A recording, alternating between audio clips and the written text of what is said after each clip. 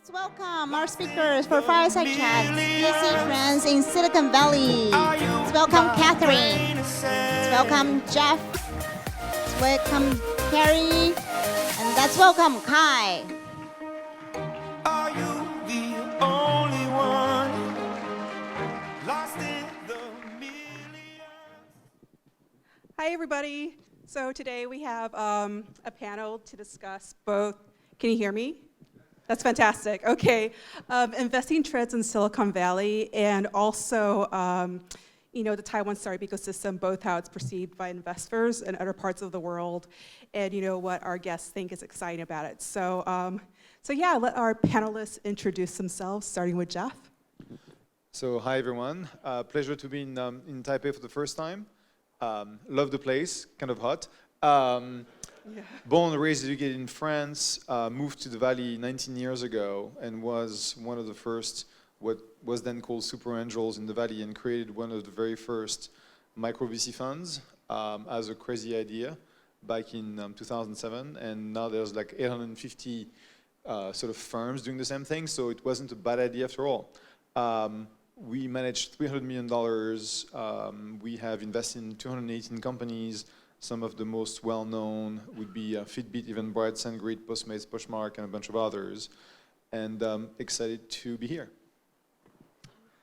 Hey, good afternoon, everyone. My name is Carrie Lai. It's such a pleasure to be here because my parents immigrated from Taiwan to the US in 1966 from Taida. And so I had an opportunity as a little child to come back to Taiwan frequently. And so whenever I get to come back, the food, the people, my family, it's just a tremendous experience. And so it's an honor to bring it back full circle to really help develop the Taiwanese ecosystem. So what a great honor to be here today. I had the unique opportunity, similar to Jeff, to found my own venture capital firm called Conductive Ventures. And the video that was played earlier, I can relate 100%. I can understand the emotional turmoil, the highest of the highs and the lowest of the lows. I can understand the loneliness, the people calling you crazy for leaving what was a wonderful job. And those late mornings and late nights where you're thinking, am I crazy? Because everyone keeps calling me crazy. And so you start wondering if that's actually you. And to understand that whole entrepreneurial journey is quite amazing. So I applaud every one of you who actually had the bravery and the courage to not just do what you think you should just be doing, but actually doing something that you know in your heart and your mind that you should be going after. Hi, everybody. Good afternoon. 大家好. My name is Kai Huang. I'm an entrepreneur and an angel investor. I spent most of my career in gaming. I started a company called Red Octane, which was best known for creating the game Guitar Hero. Our company was acquired in 2006. I stayed with our acquiring company for a few years. And ever since then, I'm an entrepreneur at heart, so I love starting companies and building companies, so I continue to do that. I angel invest, and I also love working with startups. So I do a lot of work with startups, both here in Taiwan and in the US. And I think I forgot to introduce myself. I'm Catherine. I'm a writer for TechCrunch. I'm based in Taipei, but obviously TechCrunch is based in San Francisco and Silicon Valley, so it's kind of like it's been an interesting vantage point to look at trends. But I want to ask the three of you, just in terms of currently startup valuation and funding trends in Silicon Valley, particularly for early stage startups. So there's been coverage about how, there's seed funding has increased, seed rounds are larger, but then Series A rounds, they're larger too, but they're also coming later. I was wondering if that has been the case. Have you observed that? Has that been the case in your experience? And also, just in terms of early stage funding, what does that mean for startups that are just starting out? Because I'm sure that's most of the founders in this audience and aspiring founders that's where they are right now in terms of their companies. So there's been a number of growing trends over the past 2-3 years. One, the mega rounds. So For the first time, we had 60% of the rounds in the US last year were over 50 million. We passed $100 billion in funding. And my perspective is I used to write the 25 to 50K check that got companies started back in 15 years ago. And at the time, a funding round, which was very hard to put together, was a few $100,000. Now, I think our average round size for what we've done last year was $3 point something million, with us contributing $1.2 million. And candidly, most of our investments are still in the Valley. And the reason why you have a $3-point-ish million round is that the cost of building companies and renting space and hiring resources has kind of doubled in the last 3-4 years. So you have all this competition that we have, because of the sheer number of startups that we have in Silicon Valley, but also the fact that the Googles and Facebook and Ubers and Dropboxes and all those companies going public are still sort of hiring engineers by the hundreds. And there's just a fierce competition for talent because A, we don't produce enough engineers, B, because of the kind of stupid immigration policy of this administration, which has shut down sort of visas and everything. It's no longer feasible for us to import engineers from the outside. And so the competition has just made Silicon Valley essentially crazy expensive to build startups. Yeah, I mean, come to Silicon Valley and you'll meet a bunch of engineers who get paid $200,000, $300,000, $400,000, and they'll feel like the poorest people in the world. It's kind of ridiculous.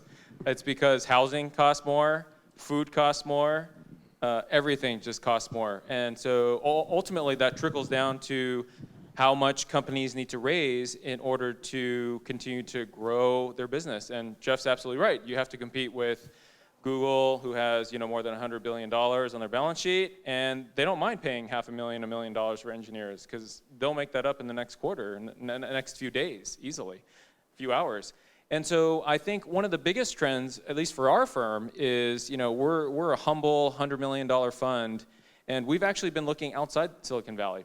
We believe that you're going to be able to find talented technologists, entrepreneurs, outside of Silicon Valley. And so we've invested in Boston, Austin, New York, and Chicago. In other places where my partner and I are more than willing to jump on a plane and visit companies outside of Silicon Valley where we believe we can get better pricing, better value, but the same hungry entrepreneurs. And I think that's similar in Taiwan as well. Yeah, I would echo what both Jeff and Carrie said, that the costs in Silicon Valley have just ballooned, right? Which means everything goes up. The costs are high, the cost of getting people is high, the cost of starting a business is high. So that's caused companies, startups, to have to raise more money. At the early stages, the valuations, I mean, in my opinion, it's completely out of control. As an angel investor who's looking at startups, I mean, the valuations have gone up so much higher over the last 5 years that it feels like you're having to go to different places to find better opportunities. The deals are still there, and great companies and great people are still there, but you just have to be much more selective. The one thing that I would caution founders is that as a founder, it's always great to have a very high valuation for your company, right? That's good for you and that's good for your investors.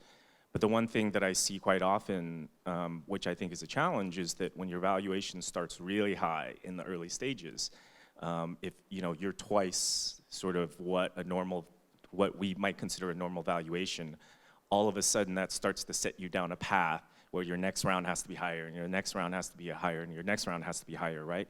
So although as founders we love to have high valuations, I know I did when I was raising money for my company and the companies that I've worked with. Sometimes raising money at too high a valuation becomes a bigger challenge for you down the road. It might be great today, but it becomes a bigger challenge for you down the road. Yeah, so that about valuations, it leads into my next question, which is that as Series A rounds come later and they're bigger, they're coming at higher valuations and so on. I was wondering, just over the past few years, have you noticed a shift or an evolution in the kind of criteria that investors use to evaluate whether or not a company is ready for their next stage of funding? Has it become more specific? You know, I was wondering if you could tell me just what you've seen in terms of how startups are evaluated. Well, I think it's kind of the, I completely agree with Kai. The issue is if you anchor high on your valuation because you raise a large round, it's always, you know, a triumvirate of valuation, dilution, and size of round, right? So when you raise a $3 million round, you're going to try and get it with a post money in the teens, because otherwise it's going to be too dilutive. The problem is that if you post in the teens, that means that your Series A has to be in the 20s to 30s, which means that to get there, the hurdle that you have to clear or hurdles are higher. So that means more revenue, more traction, more customers, more logo, more data. And so over the past few years, you've seen the seed rounds become the old Series A, and the Series A now is kind of the old Series B, and so on and so forth. And what companies have to show for, and I think our average Series A last year was $12 million. So, to get to $12 million check, you have to sort of put a bunch of points on the board that gets investors to be comfortable writing that size check and take the risk that they're sort of taking. And everything sort of ripples, right?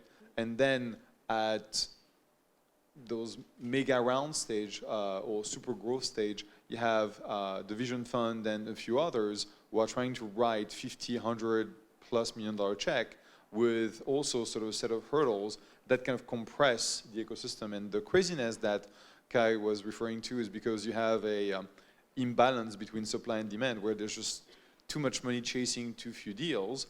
And when people sort of want to try and get in a deal, they will try and pay a higher price. Mm-hmm. Yeah, and I think one of the side effects of raising too much money is this, what I'm seeing more is a lot of companies are raising what's called a tweener round. So you're in between what traditionally was a B, if you raised an A and you want to raise a B, but you don't have the fundamentals, the metrics, and whether that's a bookings number, number of customers that you have, a revenue number, whatever your kind of business is, you don't have the growth metrics, you haven't grown into it, then you're often starting to raise a tweener round, which is usually like an A1 or some kind of B or B1. And that can be a challenge for companies as well, because there aren't that many firms that are willing to lead tweener rounds. And then you start going down this downward spiral of, well, why aren't your insiders supporting you? Why aren't you able to produce these fundamentals? What went wrong? And how much time are you going to take to build that momentum again? The other side effect that I see is there is just so much pressure in the Valley. You read on TechCrunch and other media of, this company raised money at this crazy valuation, and all of a sudden, if they're in your space as a CEO, you're thinking, gosh, I got to go raise some more money now too. I don't know what the hell I'm going to do with all that money, but I'm going to go out and raise the money anyways. Because if I don't, then I look weak, and then no one's going to fund me. And so it's just this perpetual bad behavior of just raising more and more money, even though they don't necessarily need it. Valuations get crazy, and then everyone's going down this spiral of everyone just throwing money when it's not necessarily the healthiest thing to do. I think that's called a bubble, right? 10-year bubble. Yeah. So I agree. I think the bar for Series A has gotten so much higher now. From what I've seen 3 or 4 years ago, even the metrics, the data that you have to collect, and so what that means for entrepreneurs is that you're working your butts off, but you got to get traction really, really quick, right? You don't have the luxury of saying, hey, I've got 2, 3, 4, 5 shots on goal to try to figure this out. Like, you have a very short runway to figure these things out. And that, again, is part of all the pressure that's kind of happening when all of these sort of, the timelines get compressed, where you have, competitors, you have resource constraints, and capital. So the bar's definitely, gotten a lot higher. In some ways, that's good, because the startups that survive you hope, are the ones that are going to do well. But that certainly makes it a much more challenging environment. I mean, we often forget that fundamentally what you're building is a business, right? A few days ago, we had one of our companies acquired. It was a PE acquisition, actually. So Blackstone took out Vungle, which was an ad tech company, for a price which was supposed to remain confidential. And then TechCrunch mentioned the price, which was $750 million. And the company hadn't raised more than $25 or $30 million, and we hadn't raised for 5 years. And in the eyes of a lot of people, it was because the company wasn't doing well. Well, it was just, making a lot of revenue and throwing a lot in profits, and so it just didn't need to. And so we have this weird kind of connection between, oh, they're raising and so they're successful, as opposed to, oh, they're not raising because they're building a real business and they actually don't need to. So one of the key values of our firm, if you go to our website, is being budget conscious. And it's not just because my partner and I are super, super frugal, but it's because we really want our entrepreneurs to embody that. And so we actually have this efficiency ratio that we look at internally to our firm, and we call it basically early efficient growth metric. So what that means is how much capital you've raised cumulatively to where you are in your growth metric. And that could be a revenue number, a bookings number. And we're looking, at least for SaaS companies, for software SaaS companies, we're generally looking for a 1-to-1 ratio. And what that means is if you're a SaaS company, enterprise SaaS company that's raised $10 million, we're hoping that at a minimum, you're at a $10 million run rate, or you've achieved 10 million and you're going to be going to 20. The reason why we really care about that metric, to Jeff's point, is because I've seen too many enterprise software companies who are looking to raise their next round of funding, and they've raised, let's say, a total of $30 million, and they've produced 1 million in revenue. And I'm looking at them saying, the hell did you do with all that other money? Parties. I was basically wondering, just in terms of, more hedge funds getting into startup funding, I was wondering, how do you think that's affecting the ecosystem, both for venture capital firms that are investors and for the startups themselves? Well, I think it's so in a world where you have very low interest rates, at least in the US, and you have an okay performance. Actually, the financial markets aren't doing sort of too bad. Stock market isn't doing too bad, but they were just looking for alpha and performance. And so the the hedge funds have come in and started to do those growth rounds. Kotu comes to mind. You have also the pension funds are getting active. So all the very large asset managers want to get into the growth game.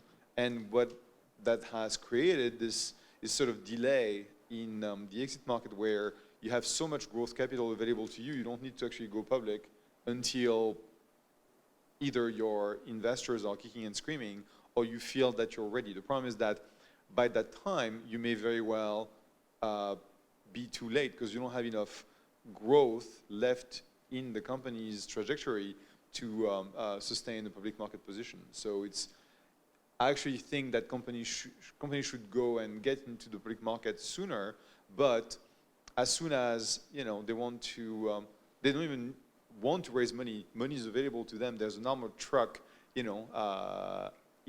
the street waiting for them to express any sort of need.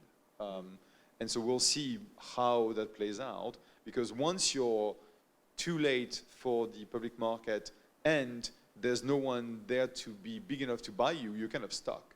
Mm-hmm. Yeah. So basically, just with the rest of the panel, I want to kind of talk about, just start kind of extending the questions beyond Silicon Valley, because, backstage we were discussing just, right now people are starting to look, you were telling me, for example, Jeff, you were telling me that they look for, the company's entire, the building of the company would all be yeah, basically it's what's really weird is we used to bring everyone to Silicon Valley because it was sort of the most efficient platform to attract financing, get engineers, and scale fast.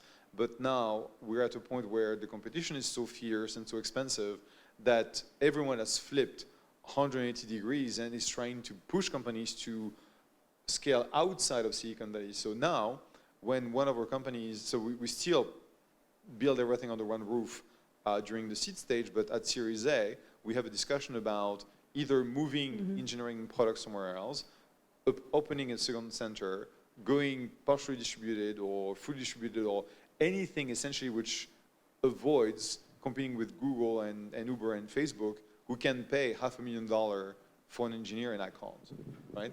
What that means is second degree kind of order, well, we're now actually looking for companies that have product and engineering somewhere else and go to market in the US. So for us, it's a team of 3 and we are really good at one thing, which is getting companies to a Series A with Silicon Valley players. And so we think that go-to-market and CEO will have to be in Silicon Valley or New York or Boston, but engineering literally can be anywhere. And in the last 12 months, we've done product engineering in Israel, in Montevideo, Uruguay, in Dublin, Ireland, Barcelona, Spain. And so it's really sort of an awesome opportunity for a bunch of ecosystems around the world, because we're not the only ones who will actually do that, and that's just going to open up the opportunity to way more ecosystems than in the last 20 years. Yeah. So we've seen, oh, I'm sorry, Carrie. So I was just going to say, one of the reasons why I love the motto here at SparkLabs is to go global. And in the US, there are so many great things that have come from Taiwan, like Ding Tai Feng and Basu Du Si, Share Tea. And so I do believe that there are wonderful entrepreneurs in Taiwan that can translate beyond just food and go into applications, services, software. I mean, Taiwan has had just an amazing, so my uncle was a technical co-founder of a semiconductor company down in Texas called Dallas Semiconductor back in the 1980s. And Taiwan had this amazing run of hardware companies, from Acer to Asus and to all these companies even, and so I do think that can carry on.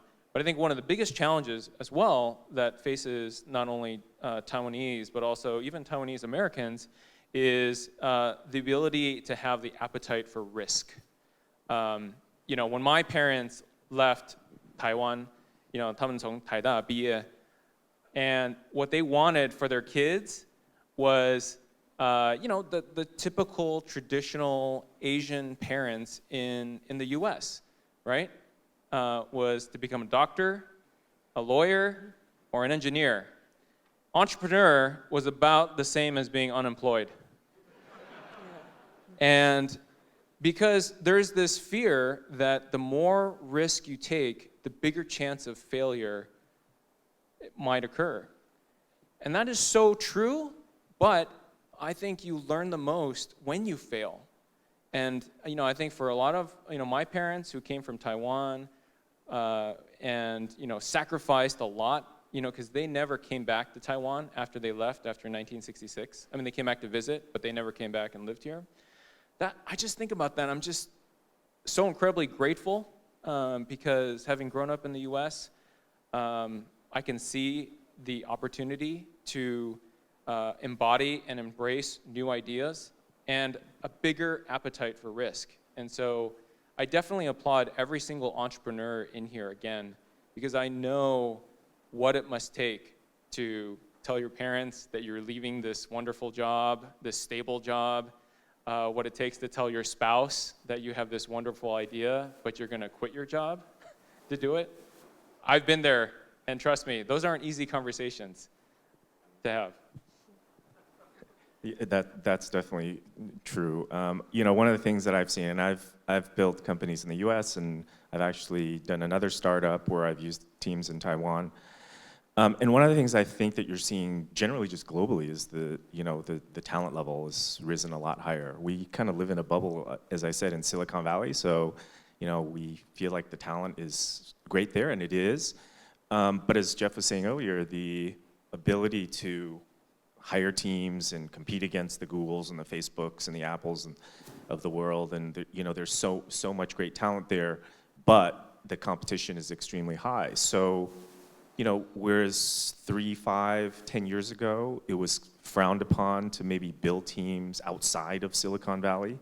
In fact, now, if you can do it, it's a structural advantage, right? Not only do you have the ability to, generally speaking, build lower cost teams, but you also have the ability to access talent, which is quite difficult to do in Silicon Valley. And so the advantages there then become that in the rest of the ecosystems around the world where, companies are building teams and then these people leave those companies eventually if they exit and then they start their own companies. Those people go on and start their own companies.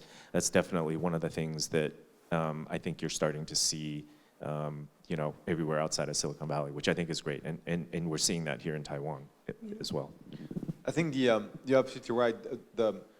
The two factors I would mention, one is when you go and build teams remotely, you will get some kind of an economic sort of discount. But since everyone is actually, tapping the Toronto market or Vancouver or Waterloo, you will have Silicon Valley pricing competition. But the benefit you will get is retention. Because now in the Valley, people sort of build their own mini portfolio, so they spend a couple of years at a startup, move on, a couple of years at a startup, move on, so that in 10 years, they have, 4 or 5 options that maybe sort of will get them a great outcome. And the problem is that I think even Facebook is at 2.8 years average in terms of tenure. Google is slightly better at 3.2 years, but it's nothing like you need, because you need lifers. People will spend 6, 8, 10 years with you to really build, the infrastructure that you need of a scalable startup. So retention is also sort of a really big thing. So we have a few minutes left. So basically, like the last question I wanted to ask was, I think, something that maybe a lot of founders or people thinking about founding their own startups in Taiwan are curious about, because like we talked about, Taiwan is definitely known for its its engineering talent, R&D. Google opened its R&D park here. It's definitely known for hardware OEM. So, it's in terms of companies looking for talent and to expand, Taipei, Taiwan is, the country is certainly attractive for them. But I was wondering, because like Carrie said, there are some cultural challenges to, risk-taking and everything, and how risk-taking is perceived. So do you think even though Taiwan is known for having a lot of talent, what room does that leave for startups to actually launch when companies are coming here to look for talent and there are cultural issues at stake too? Yeah, I think, it's not only with Asian parents. My father, when I told him I was going to do a startup, he looks at me and goes, "I don't understand, you've always had good grades." Anyway, that was a long time ago. I think this notion of, you are in Israel, so you're going to do security, you're in Taiwan, you're going to do, microprocessors or whatever, is a concept which is kind of long gone. If you look at Los Angeles as an ecosystem which has become really vibrant and very diverse in the last, 5 years, you go there, you find pretty much, a mixed bag of anything. And so I would really encourage people in Taiwan to just forget about whatever you're well known for. And just, if ever you have a brilliant idea, want to build something in, direct to consumer, in, SaaS or whatever, just go for it, because the world has really sort of gone global and recognizes that you can build awesome companies pretty much anywhere on the planet.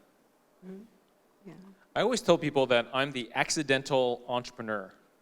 And I say that because never in a million years did I even think that I would be founding my own fund.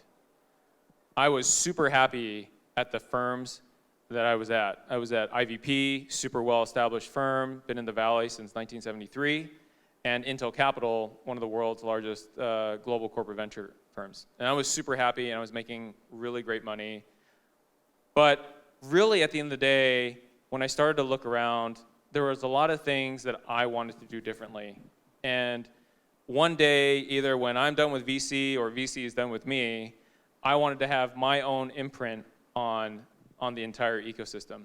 And that's why I left, and that's why I decided to found my own firm. I think that is what embodies, I think, the entrepreneurship in Taiwan. It's just about starting. That's usually the biggest step and the biggest leap for any entrepreneur, is having the risk appetite, the hunger, the guts, and the ability to say, hey, I'm just gonna go do it. And I think once you start that momentum of saying, I'm gonna do this, and then the next day, and the next day, you start building this forward momentum, and then one thing just leads to another. Yeah, I think that forward momentum is definitely something I see in the ecosystem here. I've been sort of loosely tracking the Taiwanese startup ecosystem over the last 10 years. And I come back to Taiwan maybe once a year or so on average. And every year I come back, I try to talk to startup founders and what's going on and what's interesting and what's new. I'd say 10 years ago, it was pretty thin. There wasn't a whole lot of stuff going on. And I would say over the last 3 years, I've seen a lot more activity. And actually over the last year, I've seen an incredible explosion in activity, which I think is very exciting. So that's very encouraging to me that the perceptions are changing about what it means to become a startup entrepreneur. It's okay to fail and it's okay to take risks. I think all different organizations, from governments to businesses to accelerators, to startup founders. I think there's just a lot more excitement around, what it means to build companies and work on startups. So hopefully, that acceleration continues. Okay. So I think that's all the time we have. Okay. Thanks, Jeff, Carrie, and Kai. Thanks for taking your time. Thank you. Thank you. Thank you. Thank you. And good luck.